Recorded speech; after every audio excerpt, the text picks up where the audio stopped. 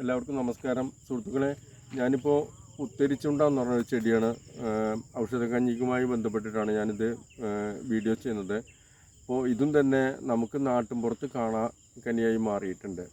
ഇതിൻ്റെ പഠനത്തിൽ ഞാൻ മനസ്സിലാക്കുന്നത് റൗണ്ടപ്പ് പറഞ്ഞ കെമിക്കൽ ഉണ്ടല്ലോ, അതടിക്കുന്നത് മൂലം ഇത് ഒരുപാട് വംശനാശം സംഭവിച്ചു കൊണ്ടിരിക്കുകയാണ്. നിരോധിച്ച കെമിക്കലാണത്. പക്ഷേ അങ്ങനത്തേനുള്ളൊരു നിരോധനം നമ്മളെ നാട്ടിലില്ല. അത് പറച്ചിൽ മാത്രമല്ലേ ഉള്ളൂ.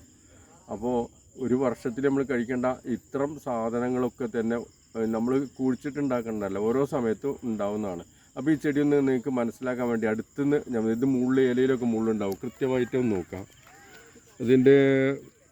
ഇത് പല്ലുവേദനയ്ക്ക് നമ്മൾ പഴയ കാലത്ത് തന്നെ ഉപയോഗിക്കുന്നുണ്ട്. പിന്നെ ഇത് ദഹനത്തിന് വളരെ നല്ലതാണ്. പിന്നെ ഛർദി, വയറിളക്കം ഇതിനൊക്കെ നല്ലതാണ്. ഈ ഛർദിക്ക് ഇത് തേനും കൂട്ടി, ചെറുതേനും കൂട്ടി ഉപയോഗിക്കുമ്പോഴാണ് നല്ല റിസൾട്ട് ഉള്ളത്. ഇതൊക്കെ കുറേയൊക്കെ ആയുർവേദ ക്ലിനിക്കുകൾ ചെയ്ത് കൊടുത്ത പരിചയത്തിലാണ്. പിന്നെ രക്തദോഷങ്ങൾ ഒഴിവാക്കാൻ പറ്റും, നല്ല കൊളസ്ട്രോൾ ഉണ്ടാക്കാൻ പറ്റും, ഇതിന് കോശങ്ങളുടെ സംരക്ഷണം, പിന്നെ ഈ ക്യാൻസർ കോശങ്ങളുടെ വളർച്ച ഇത് തടയും എന്നുള്ളതാണ്. അപ്പോൾ ഇതൊക്കെ തന്നെ ആയിരിക്കാം ഇതൊക്കെ ഇവർ നശിപ്പിക്കാനുള്ളൊരു കാരണം തോന്നുന്നുണ്ട്.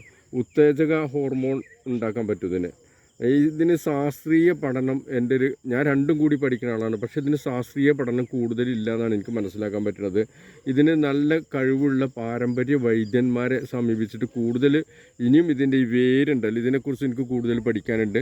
അത് നല്ല നല്ല കഴിവുള്ള ഇപ്പം നമ്മളെ നിർവാനന്ദ സ്വാമിമാരുടെ ആളുകളെയൊക്കെ ഇപ്പോൾ മരിച്ചുപോയി, അങ്ങനത്തെയൊക്കെ ഉള്ള പാരമ്പര്യമായിട്ടുള്ള ആളുകളെ സമീപിച്ചിട്ട് കുറച്ചും കൂടി കൂടുതൽ നമുക്ക് പഠിച്ചെടുക്കേണ്ടതുണ്ട്. ഓക്കെ, ഔഷധ സമിതിക്ക് വേണ്ടി.